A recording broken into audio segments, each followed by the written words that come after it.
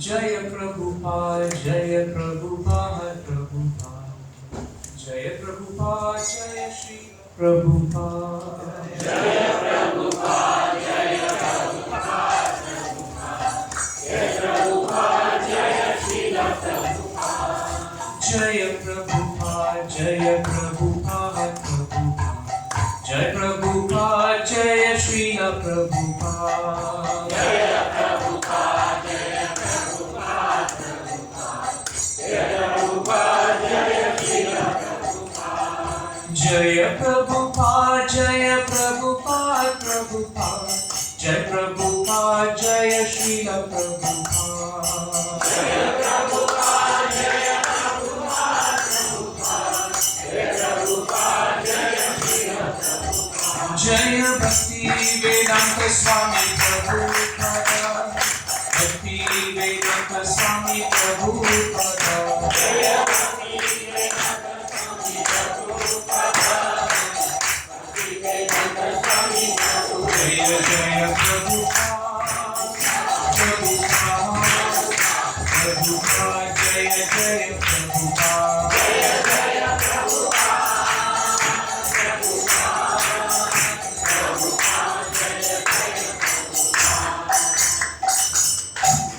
So we welcome all devotees today to reading from Srimad Bhagavad-gita. Let's read from a nice episode of Prabhupada Nectar, and that will give us the right platform to approach Bhagavad-gita.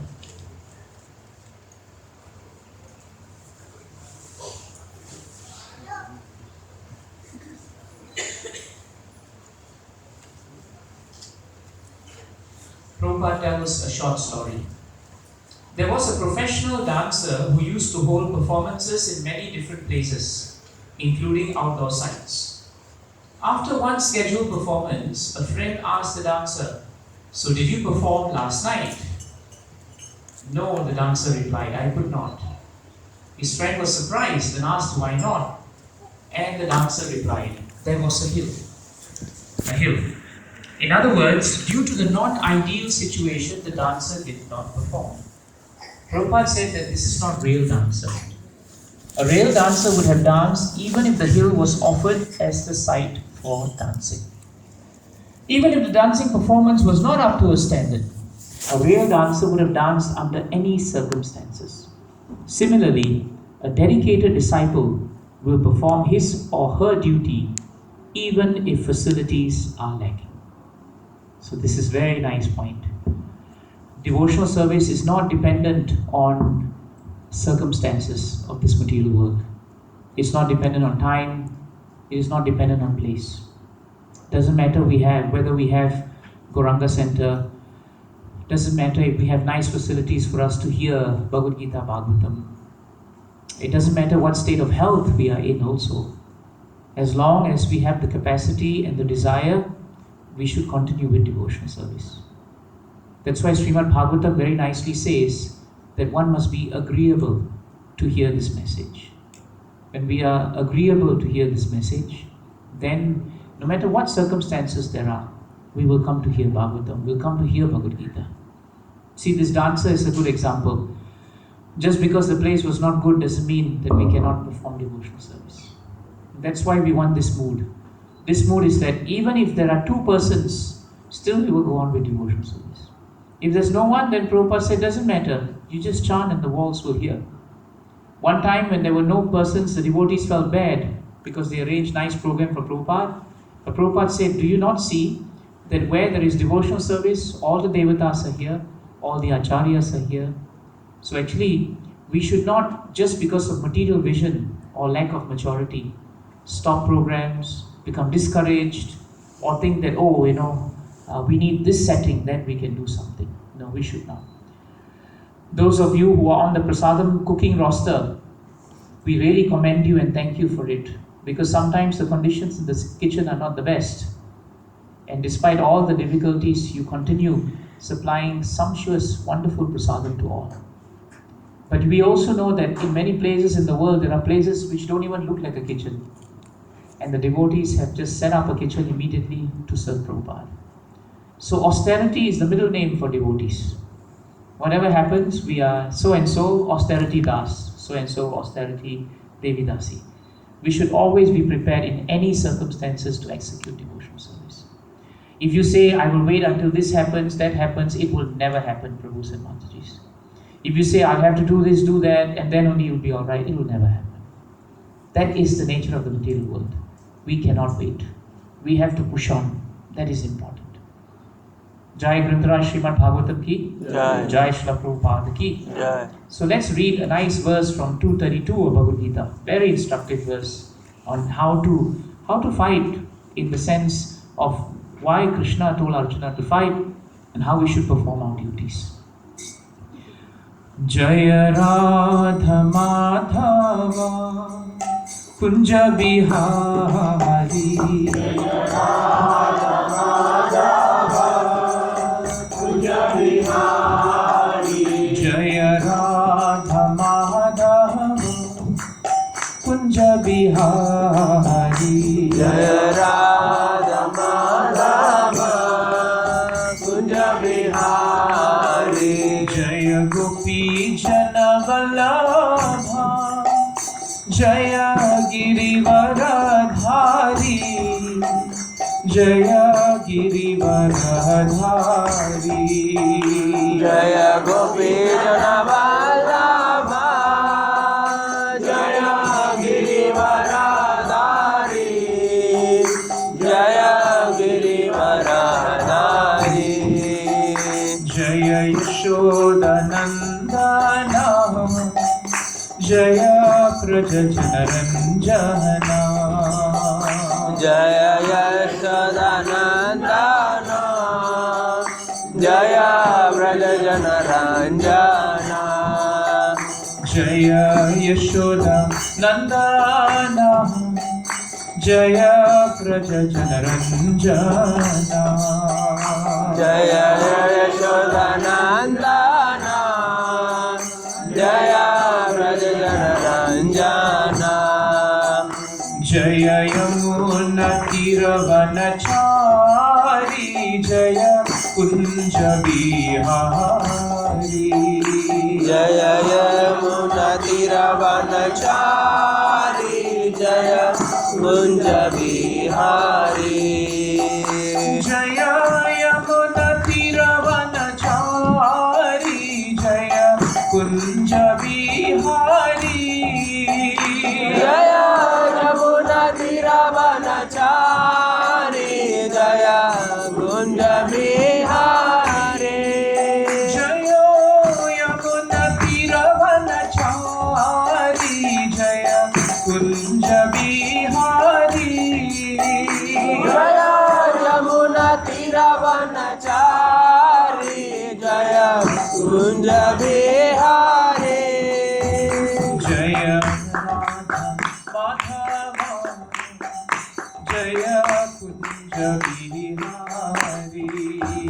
Jaya Radha Madhava Jaya Kunja Bihari Jaya Radha Madhava Jaya Kunja Bihari Jaya Radha Madhava Jaya Kunja Bihari Jai Shri Shri Radha Madhav ki Jai Jai Shri Prabhupada ki Jai Jai Shri Gurudev ki Jai Ananta Kodi Vaishnavrinda ki Jai Nitai Gaura Premanande Om Namo Bhagavate Vasudevaya Om Namo Bhagavate Vasudevaya Om Namo Bhagavate Vasudevaya Om Namo Bhagavate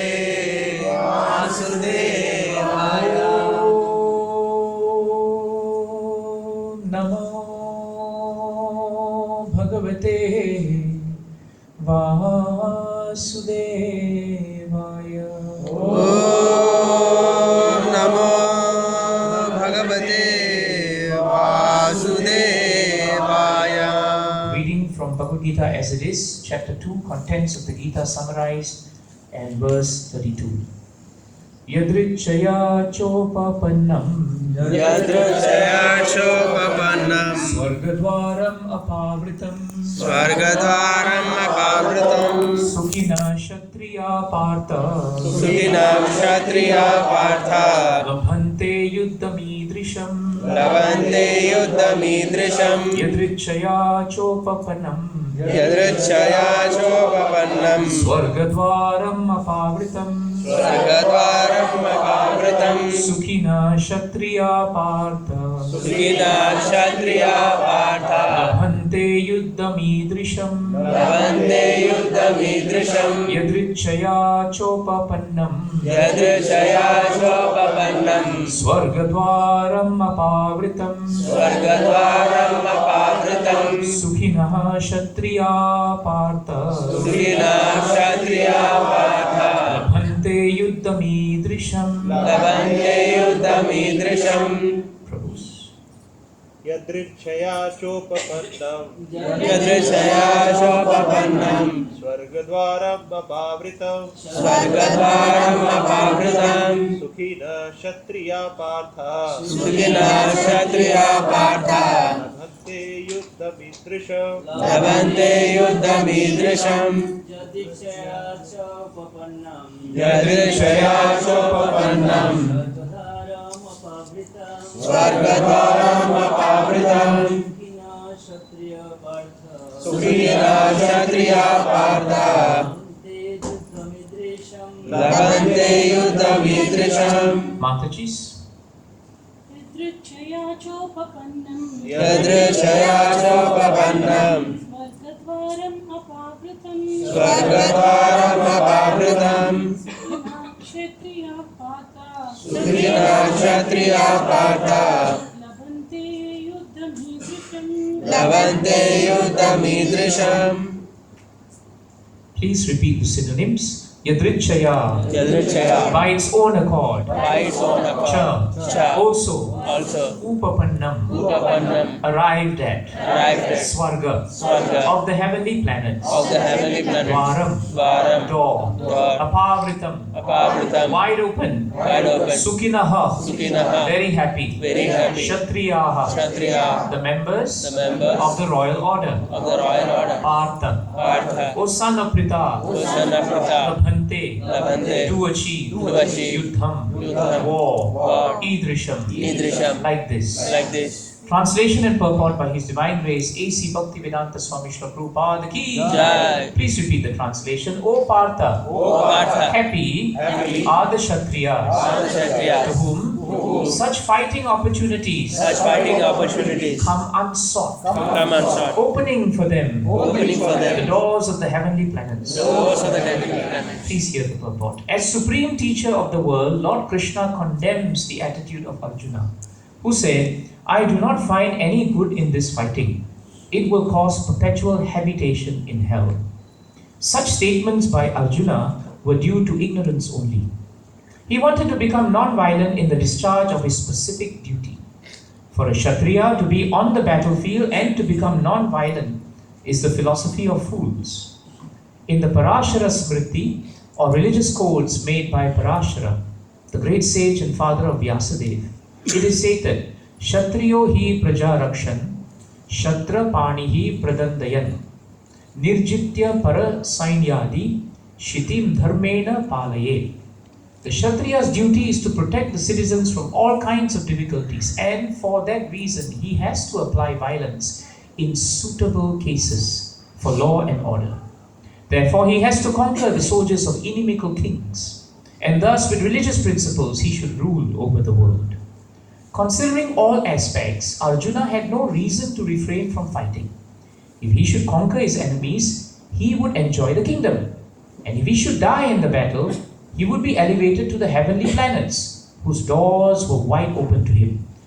Fighting would be for his benefit in either case. Jai Shri Prabhupada Transcendental Purports Ki Jai.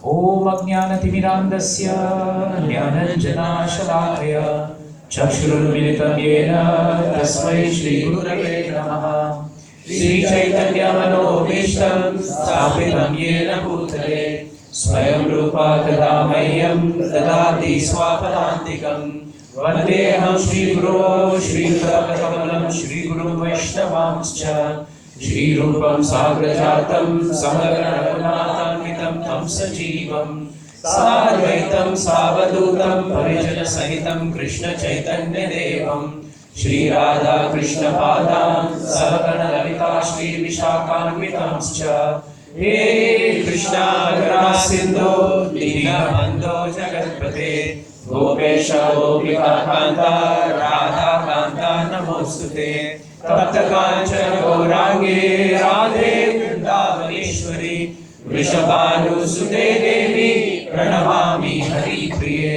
Namo Mahabharanyaya Krishna Prema Pradayate Krishnaya Krishna Chaitanya Namne Gaure Vishe Namaha Vansha Kalpatarubhyascha Kripa Sindhubhya Evacha Patitanam Pavanebhyo Vaishnavebhyo Namo Namaha Jaya Sri Krishna Chaitanya Prabhu Nityananda Shri Advaita Gadadhara Srivasadi Gaura Bhakta Vrinda Hare Krishna Krishna Krishna Hare Hare Hare Rama Rama Rama Hare Hare.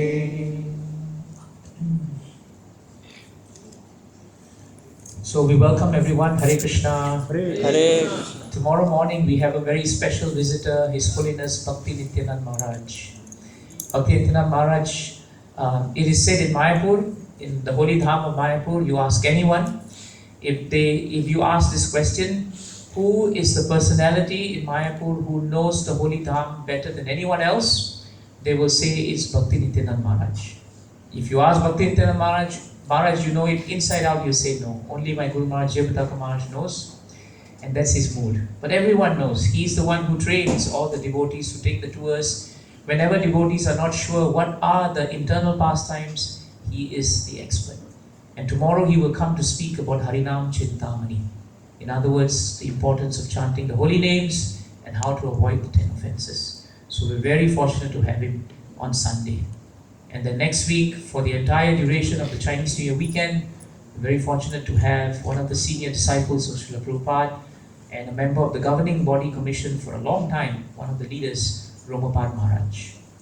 Romapad Maharaj will be coming through Singapore for the first time. So it's very important for us to come and take his association, give him a warm welcome to Singapore so that he keeps coming through. So these are the devotees who are coming. We also want to thank His Grace Vrindavan Chandra Prabhu. He's been here for the past few days. He's given so much inspiration to so many devotees, very talented devotee. And today he conducted a nectar of instruction class for the younger devotees. And I was very happy to see a good number of devotees coming. I got very nice feedback. So thank you, Prabhu, for doing these services. We also know that His Holiness Bhakti Prem Maharaj, senior disciple, sannyas disciple of His Holiness Bhakti Charu Maharaj, he's coming the same weekend as Romapad Maharaj. But he's very kind because he's also coming to conduct the ISKCON Disciple course. And you'll be very fortunate if you get on board that. So at the end of it, I would like to make that announcement to tell as many devotees as possible to come on board for that program. So many things happening, very nice. The verse today is very, very important for us because here Krishna is being very firm about the fact that Arjuna is a Kshatriya. In other words, Krishna is impressing upon Arjuna that he has a specific duty as a Kshatriya. And one thing that's really important here is that he's saying that as a Kshatriya, it becomes his duty actually to understand that fighting opportunities which come like this must not be rejected. The first word in the word-to-word translation is very important. Yadrichaya. Yadrichaya is translated by Prabhupada as meaning by its own accord. And it is stated in the translation as fighting opportunities that come unsought. What Arjuna was thinking was that I will become attached to the battle. What he was thinking was, I will start feeling that I need to get a result from the battle. What he also felt was that what is the purpose of this battle? It is just violent, killing people. I'm a Vaishnava. I don't want to kill my kinsman. Why should I fight? That was what he was feeling. But he didn't realize that he was not the person who brought on the battle. That is why the word by its own accord is very important.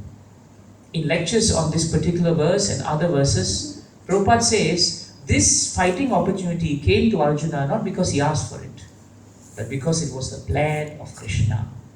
This is very important point. When you read this verse 232, please, if you have time, read the purport of the verse 1134 of Bhagavad-gita. It's a very important purport that explains why Arjuna is in one sense condemned by Krishna here. Arjuna was under the impression that this battle was actually made, or the decision of the Pandavas and of course the Kauravas. But Krishna is hinting to him that this battle is an opportunity for fighting, but it's not something that you want. It is something that I want. It is his plan. So one thing we should understand is, if we see everything in our lives as unsought but opportunities, then what happens is our lens of seeing the world becomes very different. Up to this point, all the points that Arjuna brought up was very valid, but he was seeing it all as he being the doer. I am the one in charge of the battle, I have to fight, so I'm making a decision not to fight. But now it's dawning on Arjuna that actually this opportunity to fight is coming on its own accord. Have you found sometimes in your lives where you try to go in one direction, but life is pushing you in a completely opposite direction? Have you noticed that? Sometimes, you think, I don't know why I came into the center. One day some noise was there, I walked in, and then suddenly I saw Prabhupada. This is an unsought after opportunity. Have you come into contact with a situation you never thought, I wanted to study this subject, suddenly, I'm studying all these different subjects. It happens. Sometimes I join one occupation, and in the end I end up in another occupation. It happens. For a long time I thought I'll be a doctor. In the end I became a lawyer. So it just happens. For a long time I thought, I was in the Ramakrishna mission, so I'll end up becoming a Swamiji in Ramakrishna mission. Today I'm in the International Society for Krishna Consciousness. It was an opportunity that came unsought after. So actually, Arjuna is being told that everything is the plan of Krishna. A demon doesn't see the plan of Krishna. The Kauravas could not see that this battle was Krishna's plan. So therefore they were agitated, they were anxious, they could not sleep in the night, they were plotting and planning, scheming, and doing all these things. But Arjuna was not told to scheme. He was not told to plot. Actually, Arjuna was told not to think. He was only told to follow the instructions of Krishna. Because in Bhagavatam it is stated that thinking is a material action. That's why when we chant the names of the Lord, the Acharyas tell us, don't think when you're chanting. Very difficult, isn't it? Just think about it. It's very difficult. Because even when you say, I don't want to think, when you're chanting, we have this bad habit. We think, but we don't think of the holy name. We think about everything else except the holy name. The day's planning goes on when we chant, isn't it? We become very systematic in our hearts when we chant. So sometimes we just forget that chanting is about hearing. Just like Bhagavad-gita is not about understanding. Bhagavad-gita is about submissively hearing. Dadami buddhi yogam tam. The understanding will come by Krishna's grace. All we have to do is to hear submissively. This is the important point. That's why when you find people with great intellect studying Gita and not understanding the verses, the reason is they are thinking. They don't agree to accept the message. If Krishna says, I am the source of all material and spiritual worlds, they think about it. Why? But a devotee says, yes, he is. Haribol. And the moment you say, yes, he is, then whatever inquiries you have after you have accepted becomes very easy. So Bhagavad-gita doesn't say that we don't have inquiries. We have inquiries. but it is on the platform of acceptance, faith in the Lord. So that is what Arjuna was being told. That you please understand, Yadrichaya, this is coming by its own accord. It is my plan. So Arjuna had a plan. He had a plan. But he didn't realize that his plan was subordinate to Krishna's plan. That is why he had one plan. In the beginning, what was his plan? I don't want to fight. What was the result of that plan? Was he peaceful? No. Actually, he was very agitated. If you notice, the whole first chapter and now, up to now also, after he has spoken, you can sense that Arjuna was actually very agitated. That's why in 2.7 of Bhagavad-gita, he comes to a point where he says, I have lost my composure, I am confused, now I am a surrendered soul. Because his plan was agitating him. So actually it's very simple. Bhagavad-gita tells us when we have our own plans and these plans agitate us, then these plans are not in accordance to Krishna's plans. It's very straightforward. Very straightforward.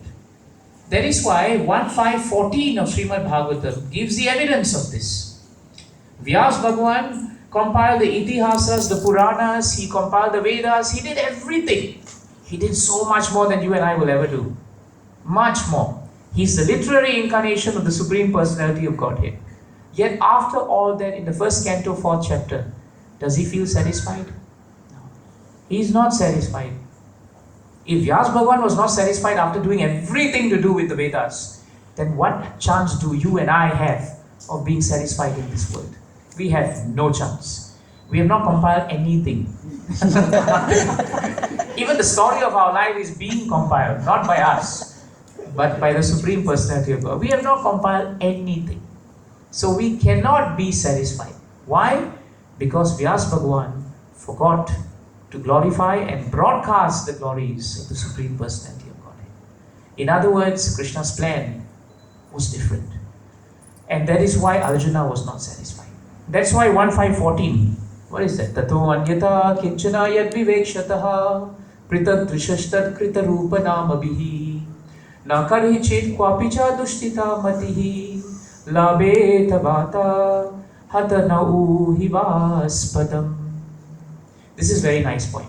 The translation is, whatever you desire, in other words, whatever we want, but whatever you desire that is separate in vision from the Lord, in other words, the vision of the Lord and your vision is separate, then what will happen? It will simply react according to name, according to results, and according to different forms. With different forms, with names and results, this desire of yours will just react. And what will happen? It will result in agitation of the mind. And Bhagavatam gives the example, just like the wind agitates a boat with no resting place. Very nice point. A boat which is not anchored actually is a boat with no resting place.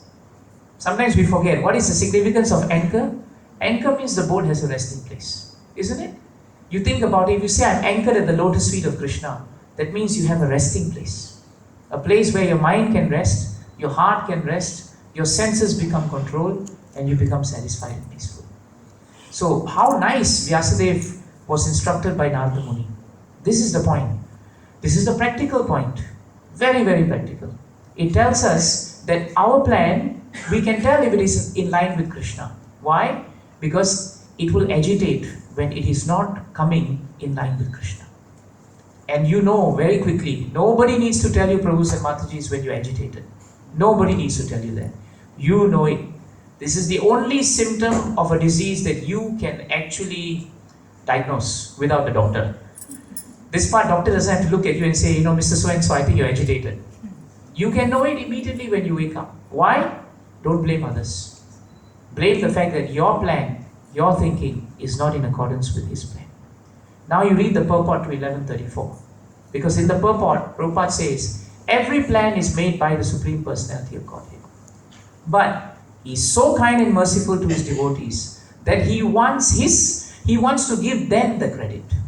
Very nice point. So Prabhupada makes it very clear. Every plan is made by Krishna. Every plan. The demons, they think they are making their own plans. But they don't realize that Krishna is also making plans for them. He doesn't realize that. But a devotee first accepts every plan is coming from Krishna.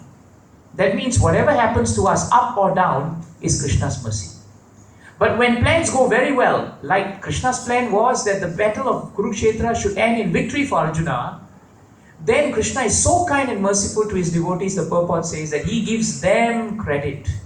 But he gives them credit when they carry out his plan according to his desire, not their desires. This is the credit. So Krishna wanted to give Arjuna full credit for the war. Even though Maya Vaite Nihata Purvam Evam Nimitta Matra Bhavya Sabya Sachin. Even though in 1133 he says, I've got news for you, Arjuna. Everybody who's supposed to be killed, they've got a stamp on their forehead, they are going to die. You don't have to do anything. You just be an instrument. That's all you have to be. But even then, all credit went to Arjuna. Arjuna is glorified as the victor in Mahabharata war. Nobody glorifies Krishna in Mahabharata war. They always remember Krishna as the charioteer and the one who spoke Bhagavad-gita. But nobody says he won the war. The fact is, Krishna won the war. He won the war. And he gave credit to his devotees. This is the beauty of Krishna. Then the purport tells us that life, Prabhupada is so nice. You please repeat this. Life should therefore move in such a way that everyone acts in Krishna consciousness and understands the Supreme Personality of Godhead through the medium of a spiritual master. So in other words, Prabhupada is telling us our life should be in such a way. This is how life should be. The way Arjuna finally fought the battle is how we should lead our lives. Under the direction of the spiritual master who knows the plan of Krishna. Why? This is nice point in the purport. The plans of the Supreme Personality of Godhead are understood, Prabhupada writes, by His mercy. That's one way. You can understand Krishna's plan only if He gives you mercy. Dadami buddhi yogam tam. By His mercy, you have the understanding by which you come to Him. There is one process. But Prabhupada gives another. He says another way you can understand the Supreme Personality of Godhead is by the plans of His devotees. Because His plans of the devotees are as good as His plans. Amazing point. So sometimes you think, what is Krishna's plan? Very simple. Serve your spiritual master. If you don't have a spiritual master, read Prabhupada's books. He's our foundational spiritual master for all of us. Read his books, and whatever instructions Prabhupada has given in his purport are the same instructions that Krishna has given in Bhagavatam and Bhagavad-gita. So, isn't life very simple actually? Don't do things because you want to do them, but do them because you have checked with the spiritual master, checked with Bhagavatam, checked with Bhagavad-gita, checked with the senior advanced devotees, and then you execute. Every junction of life, don't become independent. A dependent child always attracts the attention of the parent, isn't it? Yes. See, all the mothers are saying very loudly. It's true. Why? Because when a child is very dependent, we give extra attention to that child. In fact, when the child becomes very dependent, we spoil the child rotten, isn't it? Cannot do this, cannot do that. Why? Because we feel we have to be there. Krishna is like that. He's such a kind father that the more we become dependent on Him, the more His attention is given to us. But the more we think, I'm independent, why do I need Krishna? Which is couched very often in very smart arguments like, I don't want to disturb Krishna actually. Krishna is so busy with so many things, 24 hours. He only has 24 hours. How many things can the Supreme Personality of Godhead do in 24 hours? That's very dangerous, by the way. Krishna is not limited by time. So sometimes we think that I don't want to trouble my spiritual master. That's the other thing we do all the time. We do everything. After doing everything, then I ask devotees, have you checked with Guru Maharaj whether it's okay? Prabhu is very busy. So if he's busy, you have become spiritual master now. So we have to be very careful. At every stage of our life, remember, the mercy of Krishna, the plans of the Supreme Personality of Godhead are understood by His mercy, and the plans of His devotees are as good as His plans. And how does Prabhupada end the purport? One should follow such plans and be victorious in the struggle for existence. What a nice point. It's so straightforward. So that is why these plans of Krishna are yadricha. They are unsought for. They come as His mercy. When a devotee sees a difficult situation as the plan of Krishna, instead of becoming morose, he actually becomes positive. Even if you didn't believe in a God, and I do all these seminars everywhere with people who don't believe in God, I tell them that even if you don't believe in the existence of the Supreme Personality of Godhead, but if you see something positive from a challenging situation, chances are the dynamics of you being positive is going to get you across a difficult situation much faster than just becoming morose and negative. And even the atheist cannot deny that logic. Even the atheist can't deny that logic. Why? Because it is rooted in Bhagavad-gita. That is why Arjuna was told by Krishna in 1133, what does he say in 1133? He says, Tasmat tvam uttishta yasho labhasva. Right? He says, Jitva shatrun bhumsva rajam samitram. And then he says, Mayaya vaite nihata purvam evam nimitta matra bhavya savyasachit. But the starting point is very important. Krishna tells him, get up. Therefore, get up. He tells him, get up. Right? Get up meaning, stop all this speculation. Now get up. Then what does he tell him? Prepare to fight. He tells him, prepare to fight. This is the same point now in 232 he's telling. This is the principle of your dharma. Your specific occupational duty right now, your portfolio is that you're on the battlefield and you have to fight. If you're on the battlefield, you come with danda and say, I want to preach, you're in the wrong place. If you say on the battlefield, I want to now sit down and become Sadhu Baba while all the arrows are passing through me, it's not going to happen. Isn't it? Imagine a doctor coming to a court and telling the court that I want to treat all of you as patients. You can do it after the case. That's what will happen actually normally. Most people become patients after they lose the case. But a doctor has to be in a clinic. A lawyer has to be in court. And we devotees have to be at the lotus feet of Krishna. So if Krishna decides that you have to fight, and we say we are at His lotus feet, then we have to fight. That's the logical conclusion. So, in fact, Krishna goes one step further. He says in 1133, therefore get up, prepare to fight, and earn glory. He tells him, it is your right as Kshatriya. It's also in your portfolio that if you're a Kshatriya, you have to fight. After fighting, you earn the glory of fighting. And after you fight and earn the glory, you conquer your enemies. Jitva Shatrun. You conquer your enemies. And after conquering your enemies, you enjoy the flourishing kingdom. I don't know whether you all were here. In one very nice seminar, Bhakti Rasayana Maharaj, he was here and he took this verse 1133. He told all of us to read the verse and he told us that normally devotees reading 1133 will say, Krishna says that we must all become part of His plan. But the first two lines everybody doesn't want to look at. Because in the first two lines, Krishna tells Arjuna, fight, earn your glory, and enjoy. And now we are devotees, isn't it? We can't enjoy. It's not good, right? To say you can enjoy your kingdom. It's not good. Even when we have prasad, we're not supposed to enjoy, we're supposed to honor prasadam. So we can't say, oh, this is very good, can I have more? No. I'm supposed to honor it.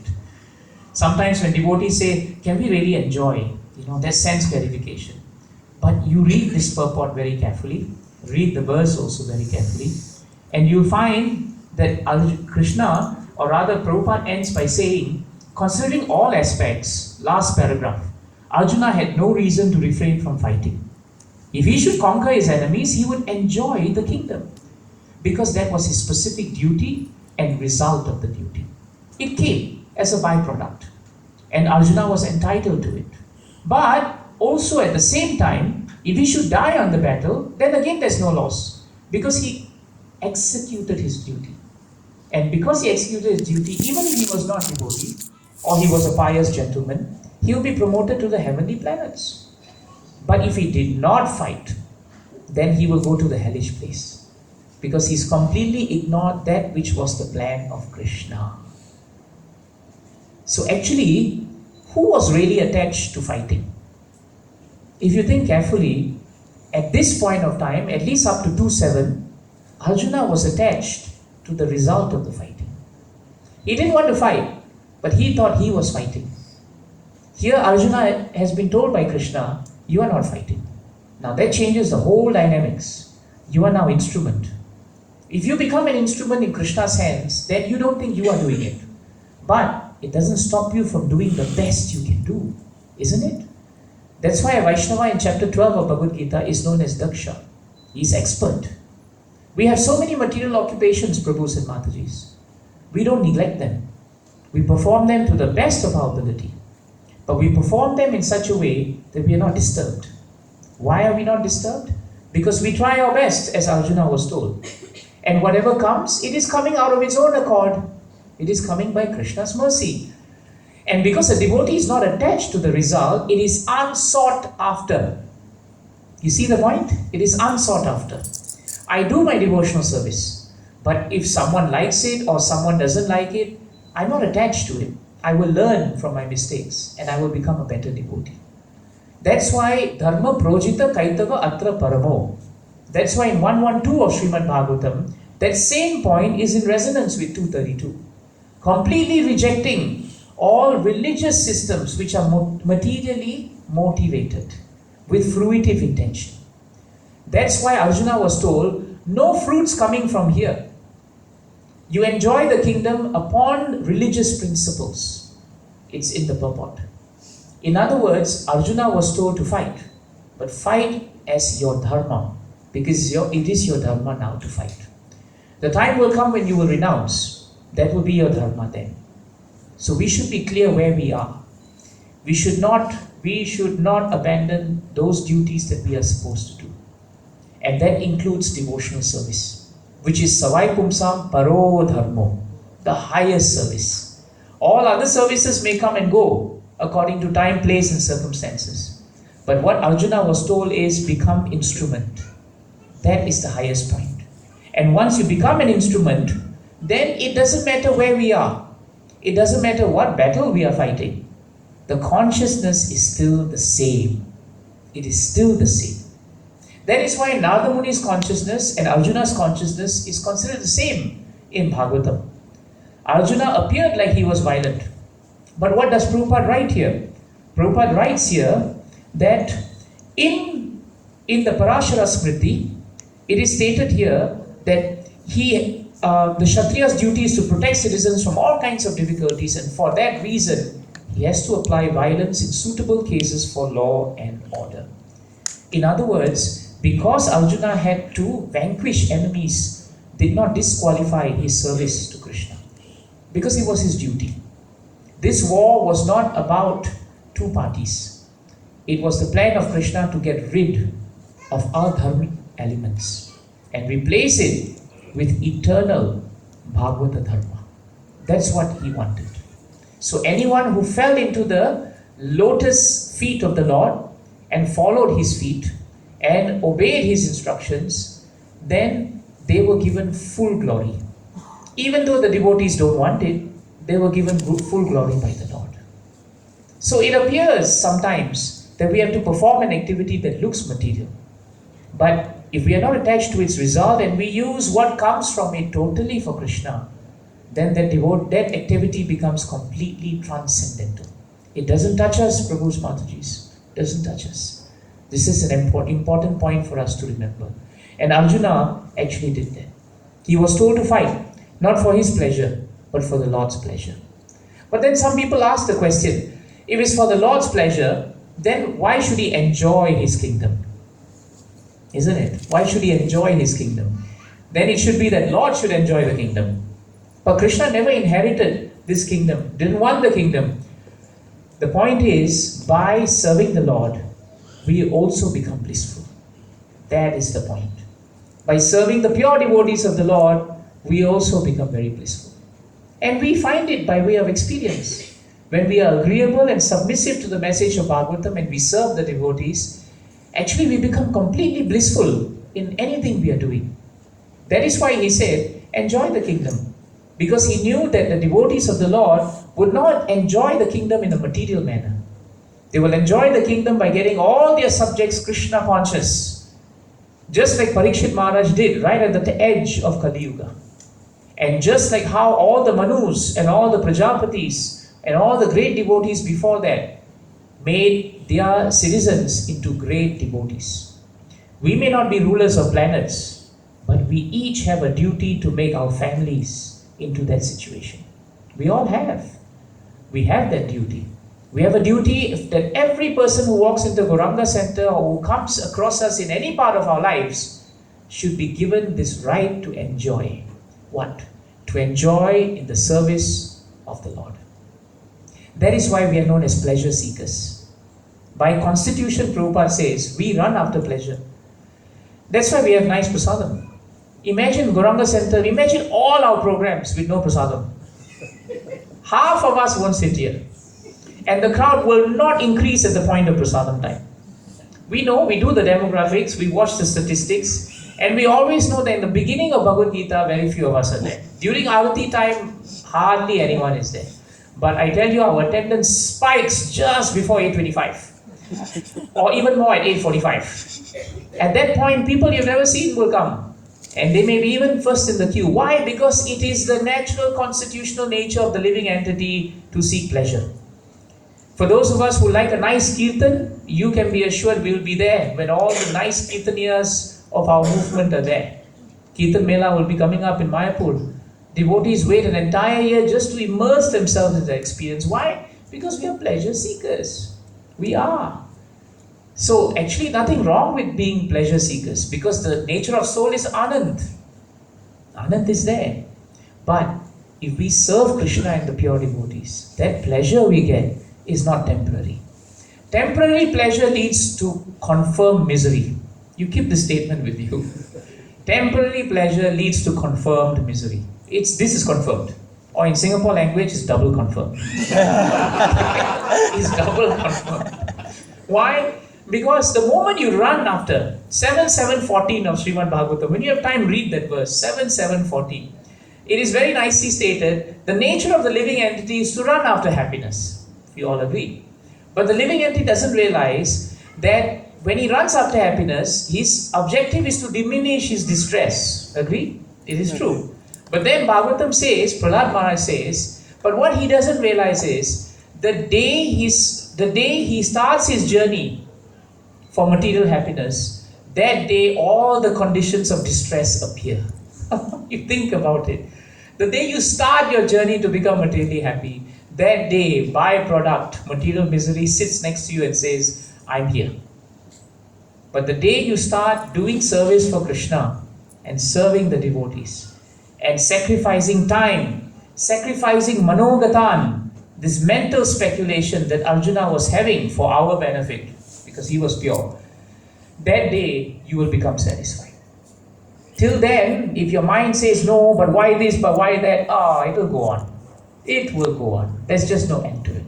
But a higher intelligence is, why not test a theory? Isn't it better? When we meet people who are not involved in the movement or who don't want to believe in God, the first question we ask them is, if you have a theory, how do you know if it's real? You test it. Sometimes people say they take up Krishna consciousness but they don't have taste. Why? Because you haven't tested it. You haven't followed all the principles. You choose, I want to follow this today, tomorrow I don't follow that. 4 regulated principles, I'll do 2.5. Okay, because the other balance, I can't do it. Or this year I'll do 2 regulated principles, next year I'll break these 2 and follow the other 2. Obviously you will not get the result of the devotional service, which is santushtaha, and above that, which is Krishna prema. We won't get love of God. This is the problem. So Arjuna was told, fight. But fight because this opportunity is unsought for. Fight because this opportunity is coming by my plan. See the hand of Krishna. Then everything becomes transcendental. If you don't see hand of Krishna, then everything becomes very morose and very difficult. The best example I can say before we end today's program is actually the example which is really on point of this point in Bhagavad-gita. It is the example of Vritrasura. Because Vritrasura mood in the way he fought the battle is so illuminating on this verse of Arjuna. You just follow through that whole episode of Bhagavatam and it becomes amazing. You all know that Vritrasura was born because the sage Twasta actually was very upset with Indra because Indra killed his son Vishwarupa, because Vishwarupa was half related to the demons, and he was helping to neutralize the battles between the Devatas and the demons. Indra only wanted to kill Vishwarupa because he was angry with him, because he appointed him to only be, of course, beneficial for the Devatas. But the real reason why Indra became upset was, he was upset at losing Swargaloka. So that was Indra's motivation, Swargaloka. And Swargaloka means more material wealth, untold opulence and untold enjoyment. It is stated in Bhagavatam that the way the denizens of Swargaloka enjoy, we don't even have a comparison to. Not even comparison. In one part, Prabhupada writes, people think that there are beautiful looking women and men here. But if you look at the denizens of Swargaloka, then you would never want to look at us here. That's how bad we look. That's really how bad we look. In one lecture, I think Loknath Maharaj said, it's like going into a house of mirrors. Those mirrors that make you look very broad or ugly and this and that. That's actually how we look. But we think, oh, I'm actually more handsome, but the mirror is not reflective of who I am. So that is the idea. So he wanted Swargaloka. And now it was threatening to leave his hands. So Indra was a devotee of the Lord. He had faith in Krishna. But he had a great propensity for material enjoyment. The Devatas are like that. They have great faith in Krishna, but they always caught somehow by Swargaloka. So at that point of time, after Vishwarupa was killed, then Twashta performed great ritualistic ceremonies to kill Indra. And he came from the fire, came a great being known as Vritrasur. Vritrasur is known as Vritrasur because he covered everything. Vritra means one who covers everything. Why? Because Bhagavatam describes the demon's body, the moment Twashta ignited the fire on the southern side of his arena, the demon's body grew, and it grew day after day. It was tall, it was blackish, his eyes were like molten coppers, his beard was reddish like molten coppers. His head was so high that they pierced through the clouds in the sky, and he was so large that he covered the entire material regions. It was as if you read Bhagavatam, he was actually holding the three worlds on the points of his trident, because he had his trident. And the trident was actually so high up, it looked like it was supporting the three worlds. So now Vritrasur is born, and he was the son of Twashta. And he came to the battlefield, and he called for all the soldiers of the Devatas. When the Devatas came, they were headed by Indra. And the moment they walked in, they charged the demons because they were powerful. But then at that moment, they tried to fight Vritrasur. And with all their transcendental weapons, Bhagavatam tells us, they could not even pierce him. In fact, Bhagavatam says, all the arrows that were thrown, Vritrasur did not even accept them. He swallowed them. He literally swallowed all their weapons. Now if you see a demon swallowing all your Devata weapons, it is dangerous, isn't it? Because he's going to digest it. Nothing. The weapons are nothing to him. So this is the first part of the battle. They were struck with wonder. They were struck with disappointment. And Bhagavatam says, the moment they became disappointed, they lost their own strength. So what did they do? Immediately they met together. They went to Brahmaji. And together they all chanted prayers to Krishna. See, this is the difference between Devatas and demons. At least they chanted. And at least they prayed to Krishna. So it is something that's very important. Sometimes we may have so many material enjoyment propensities. Shukadeva Goswami says, "A karma sarva kamo va." It doesn't matter whether you have desires, you have no desires, or have desires for liberation. But in all situations, please, you do one thing. You just fall at the lotus feet of Krishna. But that doesn't mean forever we should stay with that point. And that always we should be like this. Because the Devatas were never blissful always. Most of the time they were in anxiety. And this anxiety was not sought after. It was not coming on its own accord. It was because of their own doing. Why? Swargaloka attachment. That's the problem. So they prayed beautiful prayers to Krishna, and at the end of that, this is 6th canto, 9th chapter. Then Krishna as the super soul speaks, and he tells Indra, all good fortune to you. I advise you now to approach the exalted saint known as Dadichi. He is very accomplished in austerity and is a great devotee of the Lord, and he is the one who is the original the original preceptor of Narayana Kavacha. He taught Narayana Kavacha to the Ashwini Kumaras. Ashwini Kumaras taught it after that to Vishwarupa. Vishwarupa was the person, by the way, whom you killed, and he was the one who had Narayana Kavacha. So actually, he's very powerful, Dadichi. Go and see him and ask him for his bones. From his bones, make a thunderbolt weapon so powerful that it will definitely destroy this demon. Why? Because at that point of time, this thunderbolt will be invested with my power. Very important. In other words, Krishna was endorsing that victory was definitely Indra's. He told him that already. Then he goes on to say, when Vritasur is killed, why? Not because of you. Because of my spiritual strength. What a nice point. When Vritasur is killed because of my spiritual strength. You go and read. It's in 6.9.55. So it's very clear that Krishna had a plan in this battle. This is the point. Same way Krishna had a plan in the battle of Kurukshetra, he had a plan. By the way, this battle you can call it the battle of Narmada, because it happened on the banks of the Narmada river in the celestial age, in between the junction of the Satya Yuga and the Treta Yuga, millions of years ago. But we have a place, it's Narmada river flowing in the upper regions of the world. So in this battle, Krishna was very clear. I'm supporting Indra, you will win. But it is my spiritual strength that will win the battle. Isn't it? Mayavaite nihata purum evam nimitta matra bhavya savya sachi. Do you see the same point? Now he goes on to tell him, you will get all good fortune.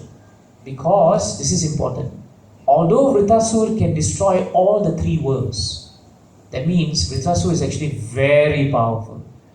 He's hinting now to Indra, actually you can't destroy three worlds, but he can do it.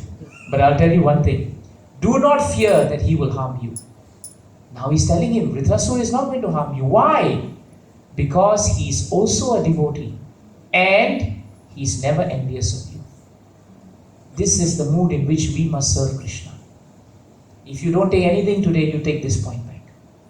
Be a devotee, work for Krishna, but remember, never be envious. If we are attached to our work, whether it's in devotional service, or whether it is in the workplace, or whether at home, we will become envious. Why? Because there is attachment. But when there is no attachment, but there is an offering to the Lord and to the devotees, then automatically, without even us realizing it, Prabhus and Matajis, envy will not touch us. Such a beautiful point in this verse. And that is a secret to the art of work. You will know when you become envious, because anxiety will come when there's envy, isn't it? It starts with attachment, it goes through envy, and the product of that is anxiety. And because you cannot get something, envy turns into anger. And you're angry because you're proud of what you've done. You're proud of what you've done because you're attached to it. You're attached to it because it's my plan. And this is the point. He was told, you are not the one doing it. Dadichi's bones will kill him, and my spiritual strength will kill him. And he's not envious of you. Now this is a precedent now. Watch how Vritasur fights in this episode, and you will realize that Krishna is 100% right about the nature of Vritasur.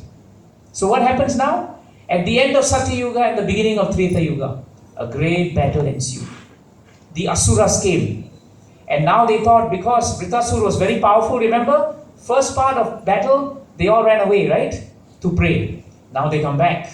When they come back, the demons are very powerful because they think, these are all cowards. So they were armed with all their weapons and now they attacked. But as they release all these weapons, the Devatas, who have become encouraged by Krishna and empowered by seeing that Indra was very powerful, they also began to fight well. Why? Because in between this battle and the sayings of Indra and the advice of Krishna, they went to Sage Dadichi. And after speaking to him, they obtained his bones. He gave up his body so that they could get his bones. Why? Because it was for a higher cause. And that is how we must live our lives. Very often we say, weekend comes, we're very tired. But what if we have an opportunity to talk about Krishna to someone? We must forego that so that we can reach out to someone for Krishna. If we say, we're very tired now, Maharaj is going to come Chinese New Year weekend, we want time. But he's going to take up the whole weekend now. How to? But we don't realize he's a pure devotee.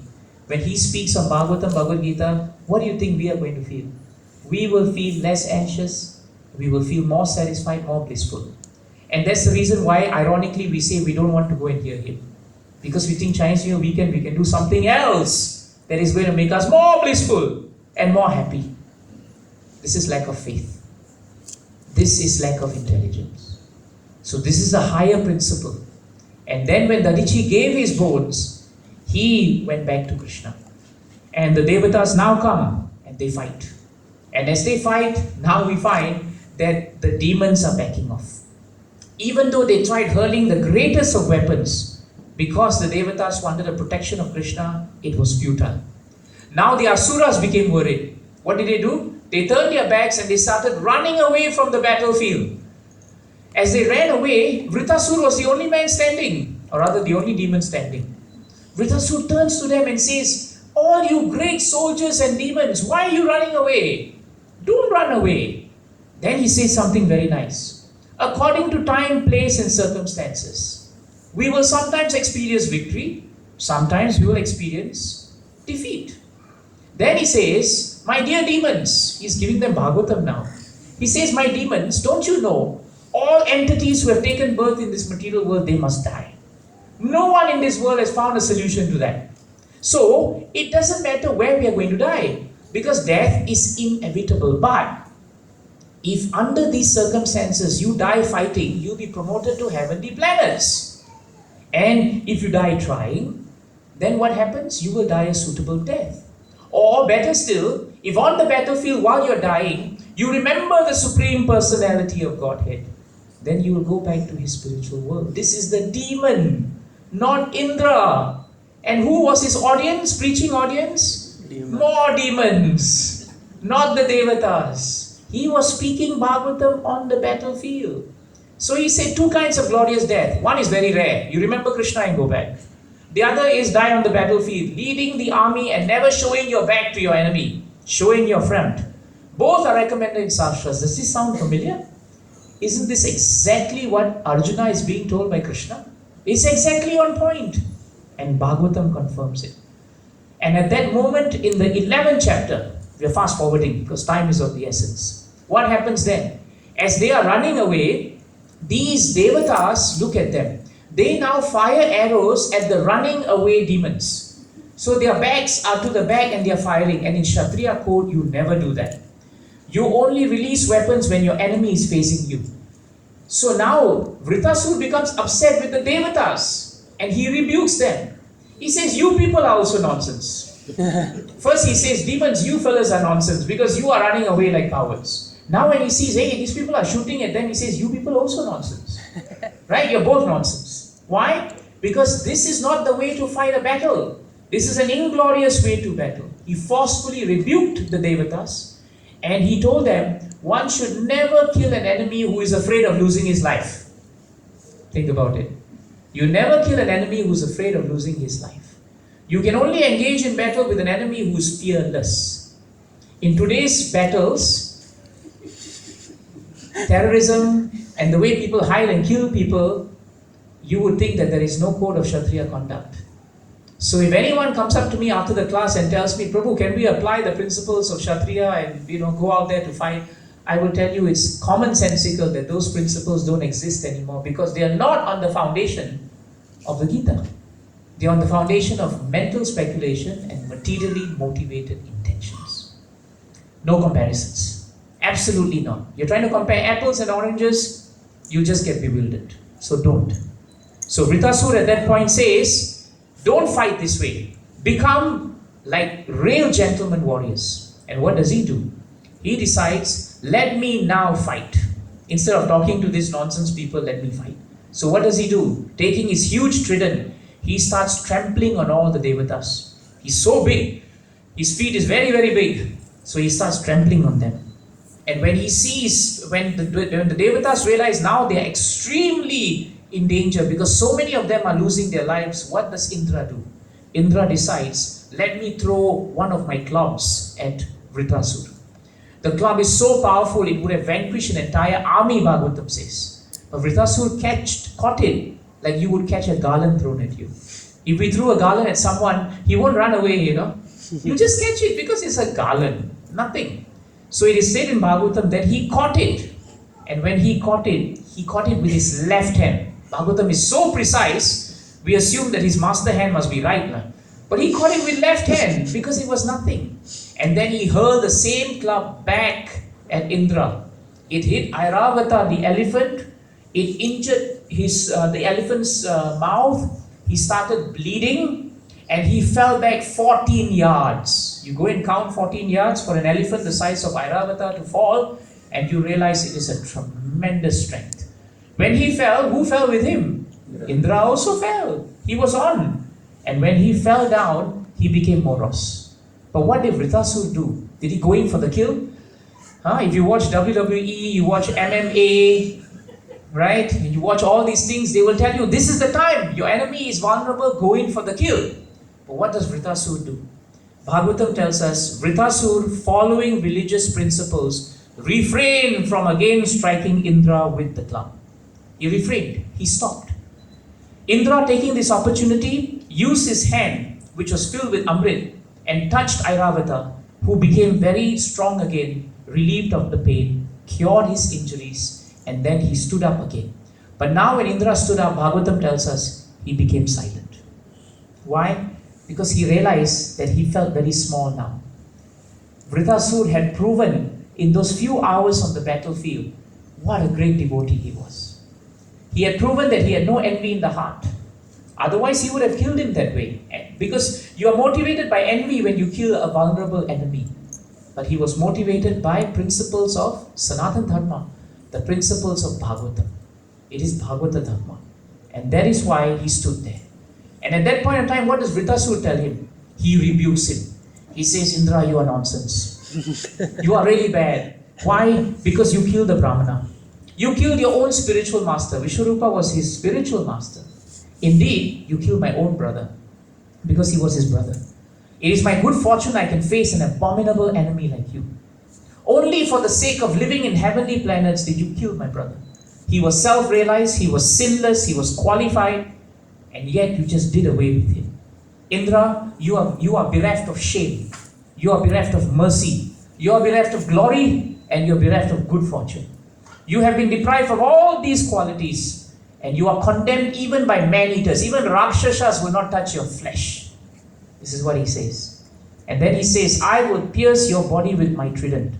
And after you die with great pain, even fire will not touch you. Only the vultures will eat your body. Is that powerful? So at one point, doesn't kill his enemy. But when his enemy becomes silent, he tells him, I am going to kill you in this manner. So you can see that while he was fighting, he was always fighting on principles. But at the same time, he was an enemy and he had to fight him. But now he tells him very important point. He says, but Indra, if in this battle you somehow cut off my head with your thunderbolt, if in this battle I die, then I tell you one thing. I take great pleasure in offering my body to other living entities like jackals and vultures. Why? Because I'll be relieved of my obligation to the reactions of my karma. And my fortune will be to receive the dust of the lotus feet of great devotees like Narada Muni. And since I'm standing before you now, why don't you hurl your thunderbolt at me? Imagine, such a great noble enemy, telling him, hey, you have a weapon, And that weapon, he goes on to tell him, Nanu Esha Vajras Tava Sakrate Jitaha. Very important verse. He says, Indra, your weapon was designed to kill me. So victory is assured for you. So why don't you throw it at me? People may be thinking, if victory is assured for you, Vritasur, then why are you fighting? You should be running like the rest. But he did not, because it was his duty. It was his duty. He would finish it. And he knew that he would be killed.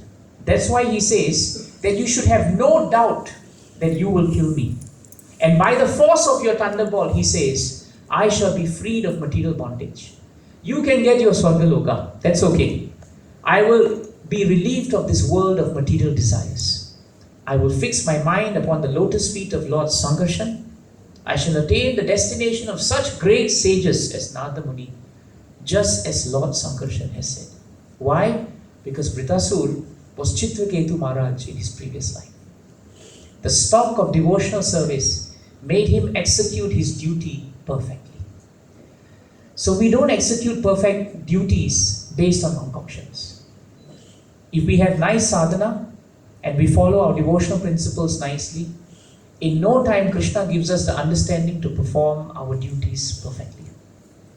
And at that point of time, he chants those beautiful verses. Aham hareta vapadai kamula dasa nudaso dhavibhas vibhuyaha manasmareta supate gunamste granita vakarma karotu kayaha, and so on and so forth.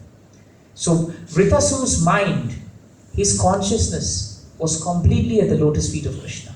Why? Because he accepted that he will die at the hands of Indra because it was Krishna's plan. Not easy, yeah? Because Vritrasur can say, I am also devotee, Krishna, I am devotee, and I am better devotee than him because I want to go back to your lotus feet. Why is he getting Swargaloka? We could make such a fallacious argument, except that a pure devotee doesn't want Swargaloka. That is why he didn't make such an argument. It wasn't important to him. So then what happens? At that point of time, Indra becomes enlivened. And when he becomes so enlivened, he decides, let me fight now. So now he hurls the thunderbolt very powerfully. And when he powerfully throws it, Vritasur tries to move away. But at the same time, because he's so powerful, Vritasur, he didn't throw the thunderbolt first. He throws one more club at him. And when he throws the club at him, Bhagavatam says, Vritasur was so powerful, the force of throwing it actually pushed Indra down. The force of throwing the thunderbolt actually pushed Indra back. And at that point of time, the thunderbolt fell off from his hand. First round he fell, Airavata was on him. Second round, thunderbolt falls out from his hand. Now at that point of time, again for the second time in the battle, Vritasur stops. Okay, now I better stop. Because he is not armed. And at that point of time, he tells him, my dear Indra, we are like pawns in a game. No one knows who's going to win, no one knows who's going to lose. All we know is this entire game is the plan of Krishna. So let us fight. And let us not worry about who will win or who will not. Because there's only one personality in the whole world who is assured of victory. And who is that? Krishna, the Supreme Personality of Godhead. And if you think that way, Prabhus and Matajis, you will tolerate the onslaughts of material world. When you remember this point, that only Krishna is confirmed to be victorious, then you will know that victory is not why we fight. Victory is not why we perform our material duties. It is offering it to Krishna. That is why we perform it. So at the end of all that discussion, Indra became so happy for the first time with his enemy. Indra then says, all glories to you, Vritrasur. You have really proven that you are devotee. In fact, in the beginning when Krishna told us that you are a devotee and you are never envious, now I come to understand that you are really that quality. You have that quality. So then he said, I am honored to fight with you. And Vritrasur, Prabhupada translates, Vritrasur and Indra both discuss principles of devotional service on the battlefield. This is all while they are about to fight. And after discussing it, they began fighting. And Vritrasur roared and charged and threw his trident and said, I will now kill you, my enemy. After all that discussion. And Vritrasur, Indra smiled and threw his thunderbolt. And it just smashed his hand. It cut off his hand from his shoulder.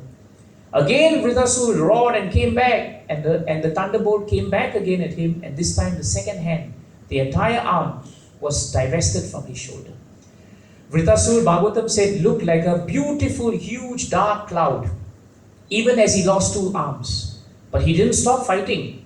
He still roared. He told Indra, see Indra, I have lost my hands, but I am not Moros, because I am fighting and I am remembering Krishna. And in doing so, what did he do? He realized he had no arms now, how to fight. So he put his mouth at the bottom on the ground and he opened his mouth very wide. Bhagavatam tells us his mouth covered almost the three worlds. And with the force of his opening of the mouth, he swallowed Indra. Indra entered into the belly of Vritrasur. But Indra had chanted Narayana Kavacha, given to him by the very same brother of Vritrasur whom he mercilessly killed. And the Narayana Kavacha protected him inside, and he used his thunderbolt and he smashed his way through the belly of Vritrasur, and he came out. The moment he came out, he used the thunderbolt, and for 1 year he proceeded to cut off the head of Vritrasur from his body. 365 days it took him to sever the head from the body. I tell you, if we were speaking about this anywhere else, they would give us an RA. But because we speak about this from Bhagavatam, everyone is mesmerized. Why? Because it is the consciousness of the devotee that attracts us. As Vritrasur left his body, Bhagavatam tells us, his soul merged, or rather it came out from the body. And Bhagavatam ends by saying, he went back to the spiritual world to become an eternal associate of Lord Narayana. Vritrasur never lost anything, Prabhus and Matajis. He lost the battle, but because he did it according to the principles of devotional service, he actually won the war. Indra, well, he won that battle, but after that he had to pay for 1,000 years the sin of killing Vishwarupa and the sin of killing Vritrasur. So 1,000 years of not sitting in Swargaloka. That's a big punishment for someone who was very, very excited and waiting for Swargaloka. So in the end, he won the battle, he lost the war. And Vritrasur lost the battle, but he actually won the war. So what is something that we can take back? We should work in such a way that we should resign from our activities. Brahmani adhaya karmani, isn't it? That is the verse. It's 5:10 of Bhagavad-gita. Brahmani adhaya karmani. That's the verse we should end with. Sangam tyatva karoti yaha. Lipyate nasa papena padma patram ivambasa. Very nice verse. Just remember this verse. This verse explains the consciousness of Vritrasur. It explains the consciousness of Arjuna. And explains the plan of Krishna. Krishna says, Arjuna, one who performs his duty without attachment. Without attachment means we do it, but we know that we are under Krishna's plan. And this person surrenders the results of his work to the Lord. Brahmani adhaya. That's why my Guru Maharaj used to say, in the morning, you sign the contract of employment when you go to work. In the evening, you please resign from the contract. Resign. And when you resign, you never get affected by the work. If you were to resign tomorrow, would you worry about anything? You resign. So daily we should be employed and daily we should resign. And every time we do a service in the kitchen, we do service on the altar, we are engaged and then we resign. We are engaged and we resign. Resign means whatever comes is Krishna's. Someone comes and tells us, Prabhu, I like the way you fan Krishna. Then if you take that, then you become anxious, you become disturbed. Because next time you do an arati, someone must come to you and say, Prabhu, I like the way you fan Krishna. Because you're expecting now. People like the way you do arati. People say, Prabhu, you do nice class. Then next time I give class, I must wait. Somebody must come. Someone must come and tell me I give nice class. Otherwise I'm anxious. You are not resigned. So Brahmani adhaya karmani. You perform your work. But after you do it like Vidura. Vidura tried his best, very best to advise Duryodhan. Very best to advise Dhritarashtra. But Duryodhan insulted him like anything and threw him out. And what did he do? He walked out. He left his bow, he left his arrow, and he walked. He was afflicted, Bhagavatam tells us, because it's natural for us to feel hurt. But he was not sorry. For he considered all these acts to be the influence of the energy of the Lord. Brahmani adhaya karmani. One who performs his duty without attachment, surrendering the results of his work to the Supreme Lord, what happens to him? Nasa papena. He is unaffected by sinful reactions. Just like a lotus feet is untouched by water. So this is the greatness of Vritrasur, and this was what Krishna was trying to tell Arjuna. If we can follow this, Prabhus and Matajis, if we follow the way of the Mahabhagavatas, then we will also become peaceful. Jai Grantaraj Srimad Bhagavatam ki. Jai. Jai Grantaraj Srimad Bhagavad-gita ki. Jai. Ananta Koti Vaishnavrinda ki. Srila Prabhupada, Srila Gurudev ki. Are there any? I can take one quick question, maybe, if there is a question. Or there's a comment. Yes, Namadara Prabhu. Rohit, this is a question regarding. Maybe you can just take this too. Don't worry. It may take time.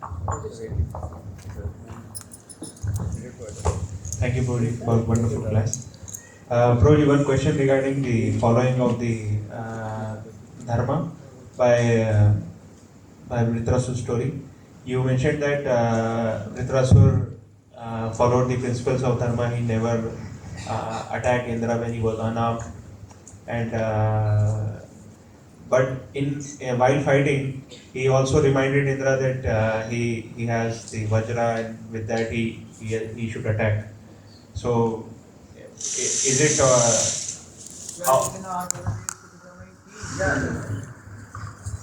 how is it a dharma to remind an enemy of a tactic?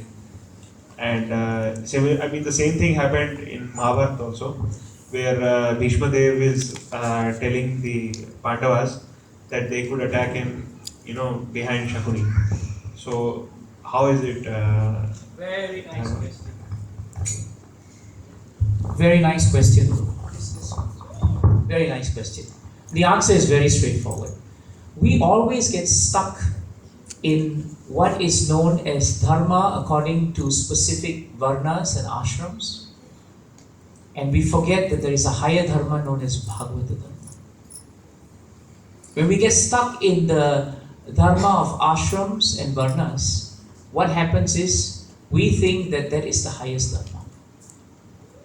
But Bhishma Dev and all the great warriors and all the great devotees, they showed us that the higher principle is to work according to the plan of the Lord. Bhishma Dev knew the plan of the Lord was the Kauravas should never win this war. And being part of the Kaurava army, he was ready as a noble general to take and play his part. And that is why he openly and readily submitted to that higher dharma. Vritrasur and Indra submitted to that. Because Indra became part of an instrument of Krishna, Vritrasur knew that the plan of Krishna was that Indra must be victorious, at least on the material plane. But Vritrasur wanted to hasten the dharma of going back to Krishna. So therefore he used the battlefield as an opportunity to fight. And fight he did. But he never denied the existence of a higher principle in the form of the master weapon known as the thunderbolt. By accepting that the thunderbolt would finish off his material life, Vritrasur was actually bowing down before the plan of the Lord. So you'll find wherever great devotees are involved in dharma, they always place Bhagavata dharma as the highest point. And in doing so, they transgress the lower forms of dharma. This is an important principle. That is why for us the only morality is the morality of following Krishna. It may not appear correct in this principle or that principle, but because it is following Krishna, it always has a way of ending in the right manner. That's why Bhishma Dev could sit on a bed of arrows and remember the Lord and leave. But Duryodhan could not leave in such a way, and he left in the most inglorious manner. And that is why Indra appeared victorious, but Vritrasur was the true victor in this battle. So for us it's very important that we always understand that we are followers of Bhagavata Dharma. Let us always be guided by the principles of Srimad Bhagavatam and not this particular idea or that particular idea, or this ism and that ism. Prabhupada says these different isms are also forms of dharma, but they are not Sanatan. Sanatan means Bhagavatam, Prabhu. It doesn't mean anything else. Sanatan means eternal. There's only one thing that's eternal, and that is Bhagavatam. All other varnas and ashrams are there to regulate society. But Bhagavatam is there to liberate us, to purify us, and ultimately to give us love of Godhead. Srimad Bhagavatam Puranam Amalam. In that verse, Bhagavatam can free us from all attachments. it gives us jnana, tatra, vairagya, it gives us detachment, but ultimately it gives us love of Godhead. That is what we should be aiming for. Is that alright, Prabhuji? Very nice question. Any other points? One last. Yes, Lakshmi Mataji. Sorry, it will be for the benefit of everyone.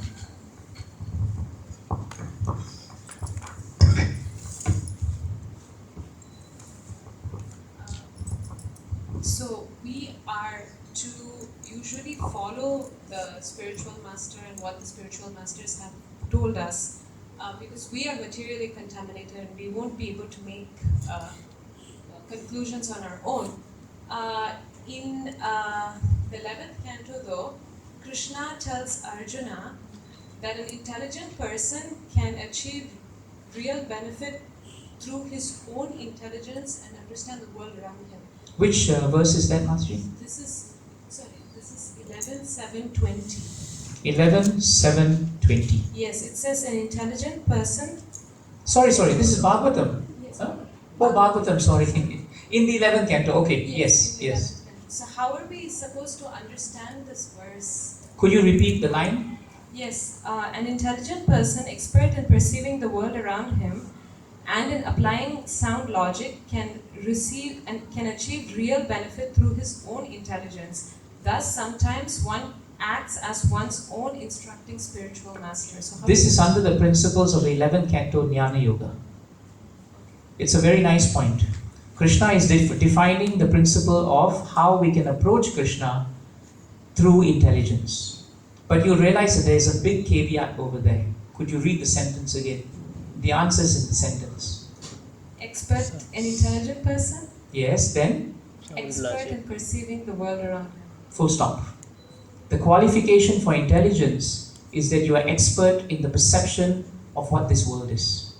In other words, for one to use his intelligence in the service of Krishna, one actually has to become expert in understanding the nature of this material world.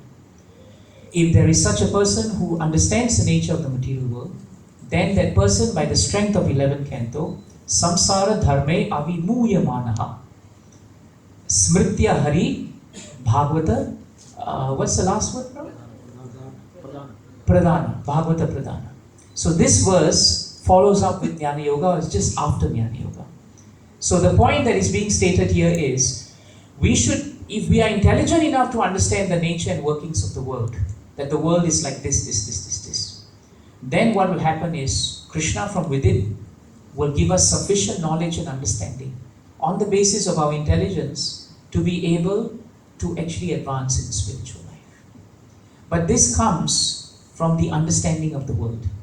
And this can only come if you have knowledge. And this knowledge can only come from Krishna. And this knowledge is Bhagavatam.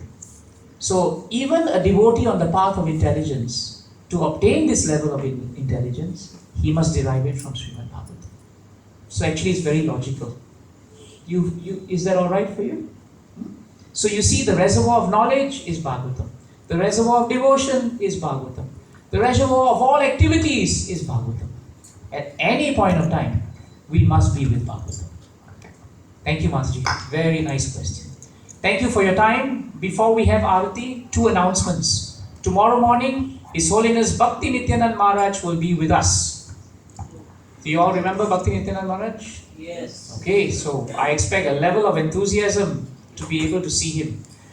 Don't take it for granted that all these great devotees are coming through, because Krishna can as readily send them as he can withdraw them. We must be eager to come and see him. Morning, Maharaj will take the class on Harinam Chintamani. Very nice, on the topic of chanting. So please come and hear him. Next week, on Friday evening, His Holiness Romapad Maharaj will be in Singapore. And he will take the class Friday evening. So all other programs on that day will have to be what we call submerged within this program. So whatever programs you're having on Friday, please invite everyone to come here, and we will all hear Romapad Maharaj. Friday night, Saturday evening, Sunday morning, Sunday night for the Bengali program. Maharaj is going to take a theme. He's going to take Kunti Mata's prayers from Bhagavatam, and he's going to study them. He's got beautiful PowerPoints. He showed me the slides, very nice. And Maharaj's way of lecturing, he's very precise. He's extremely logical. So if you want to ask questions also, be prepared to be very logical about that. Right? Okay, so Maharaj has very good logic, and I think he will appeal to a lot of us, but he has so much love for Krishna also. So that's Romapad Maharaj. Simultaneously, we will have His Holiness Bhakti Prem Maharaj, who is from Ujjain, disciple of Bhakti Charu Maharaj, sannyasi. Last year he was here, and this year he will not only come through at the same time, but he'll be using that time to teach the ISKCON Disciple course, which you all would have got in your email. Devotees, if you are aspiring for initiation, it is mandatory. But that's not the reason why we're asking you to do the course. Then it becomes theoretical. We are requesting you to do the course because the course clears up many misunderstandings about who is the spiritual master, the qualification of disciples. In fact, in many temples, presidents and leaders encourage everyone, whether you are initiated, whether you're second initiated, whether you're going to be liberated, doesn't matter. You come and sit down and you be part of the course. Because many things that we do not know about the spiritual master and standards in our society are touched on in a very practical way. And you couldn't find a better, more qualified teacher than His Holiness Bhakti Prem Maharaj. He's so kind. Padmanabhan Prabhu should have come through, but his health is not good. So he has asked Bhakti Prem Maharaj. He'll do it for the Bengali devotees. And if you see the timings that I've given you in the email, he will do it for all of you. So I need those who are interested to write back to Devakinandan Prabhu and sign up. His Grace Brajari Prabhu, are you here, Brajari Prabhu? Is he somewhere? He's probably downstairs. No, he's not here. Okay. I've spoken to him. I want him to help me to coordinate this ISKCON Disciple course. Please come and please do it. It's only 1.5 hours, 4 sessions, then there's an exam. You pass it, well and good. Don't pass it, well, sit again. Let's see what happens. Okay, so that's the ISKCON Disciple course. Third point, do you see a beautiful structure behind you, Prabhus and Matajis? Yes, it's the new altar. Oh, that's very soft. The altar was meant to be a movable altar for the festivals. It was supposed to be of a certain weight. But Krishna has other plans. We had one plan. When the altar came, we realized if we were to use this as a movable altar, we will all become immovable. We'll be immobilized in the hospital with back problems and broken spines because it is very solid. So I think Jagannath had a different plan. Initially, we planned for a movable altar to have 4 domes, but he came out with 3 domes.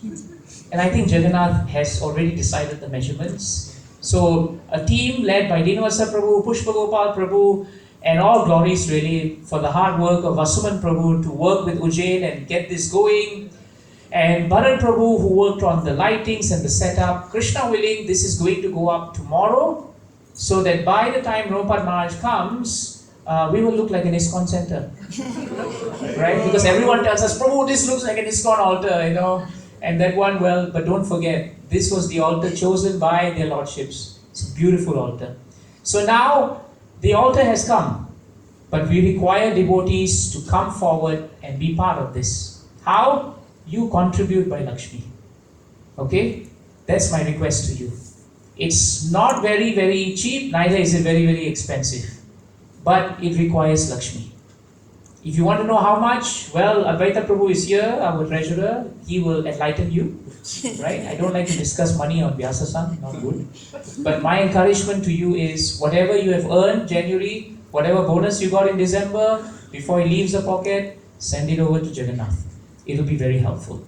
And that will help us to continue with these nice services. So thank you very much. Many of you prayed for an altar, I know.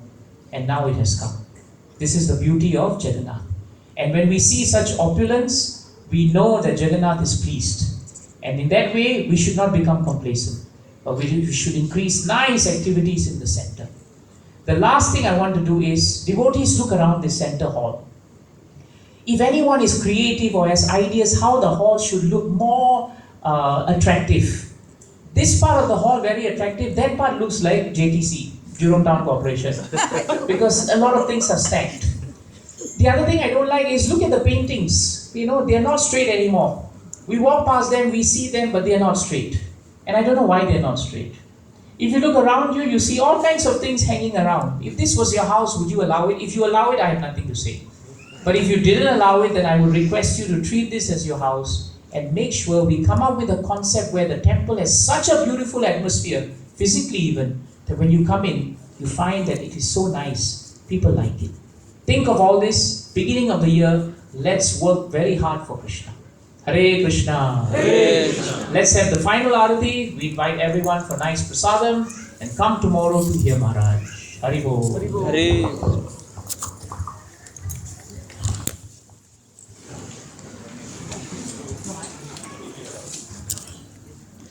Gopinath Prabhu here. Yes.